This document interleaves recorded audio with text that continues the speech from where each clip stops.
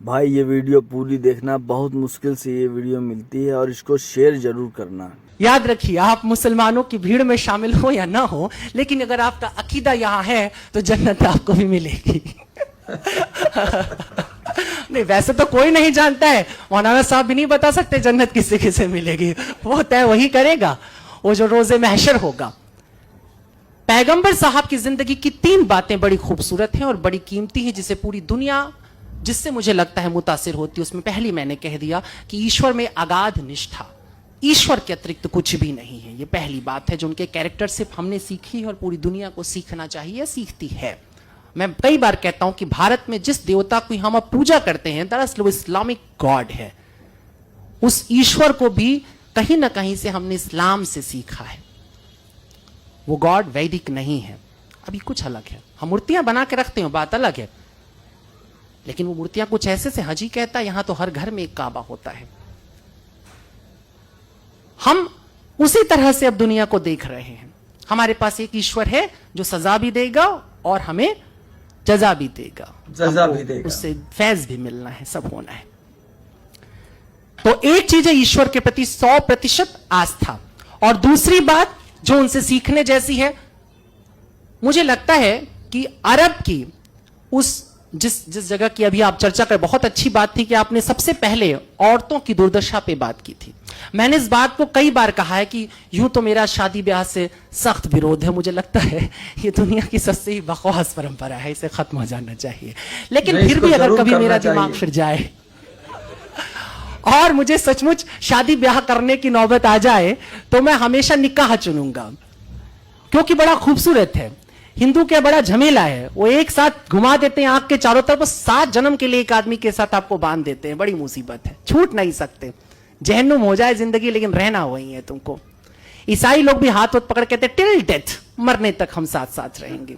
देखो, ये सुनने में बड़ा अच्छा लगता है, जीने में बड़ा मुश्किल है। कई बार एकदम से मन बदल जाता है।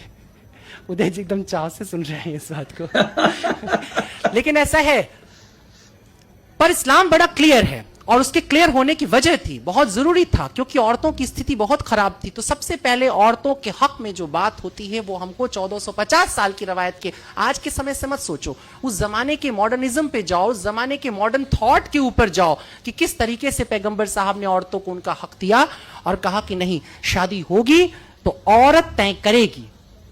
तय करेगी माने वो कबूल है बोलेगी तो कबूल, नहीं बोलेगी तो नहीं।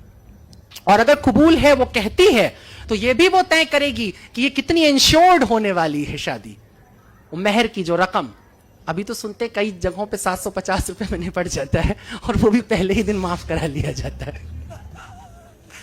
देखो, ये सब चलता रहता है ना, इसीलिए हमें मजबूरी में बात करना पड़ रहा है। किरदार रसूल अल्लाह, उन्होंने चाहा कि औरत अपने हक को तय करे, वो कहे कि मेरे को इतना इंश्योर करो कि यदि कल तुम्हारा मन फिर जाएगा, कल तुम किसी और औरत पर तुम्हारी लालसा जाग जाएगी और तुम मुझे छोड़ करके जाओगे, तो कम से कम मेरे जीवन के लिए, मेरे सुकून के लिए इतनी व्यवस्था रहनी चाहिए।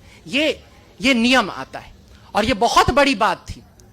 आज जिसकी हम बात करते हैं, शादी ब्याह में अब कोर्ट जैसे बातें करता है कि नहीं भाई, औरत को उसका हिस्सेदारी दे दो, ये कर दो, वो कर, ये 1450 साल पहले सोचा जा रहा है। उस जगह जहां पे बेटी को पैदा होते ही जमीन में दफन कर दिया जा रहा है, जहां दामाद बनाना वो एक तरह से गाली की तरह हो जाता था, ये हालत जहां पर थी, जहां तमाम खूबसूरत लड़कियां लौंडियों की तरह रख ली जाती थी, उठा ली जाती थी एक जगह, और वहां पर यह नियम आता है। बर्नार्ड शॉ की आपने बात की, बर्नार्ड शॉ ने 2 लाइनें कही थी, एक लाइन आपने कहा था, मैं दूसरी लाइन के साथ बोलूंगा। उन्होंने कहा था कि इस्लाम दुनिया का सबसे खूबसूरत मजहब है और मुसलमान बदतरीन, सबसे बुरे लोग हैं।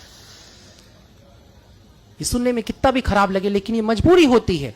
स्टेटस के साथ तुम्हें काउंट किया जाता है। तुम दावा करते हो कि तुम्हारे पास बेहतरीन सबसे बड़ा ज्ञान है, दुनिया का सबसे बड़ा ज्ञान तुम्हारे पास है, और अगर तुम उसके बाद जरा भी ओछी हरकत करते हो तो तुम सबसे पहले काउंट किए जाओगे, क्योंकि तुमने कलमा पढ़ा है, तुमने कहा है कि मैं नहीं मानूंगा किसी और को सिवाय अल्लाह के, मैं झुका रहूंगा उसकी बारगाह में, और जो झुका है अल्लाह की बारगाह में, उसके सामने जो सिजदे में पड़ा हुआ है, क्या तुम्हें लगता है कि वो इंसान कोई गुनाह करने निकलेगा, किसी का कत्ल करेगा, किसी को परेशान करेगा?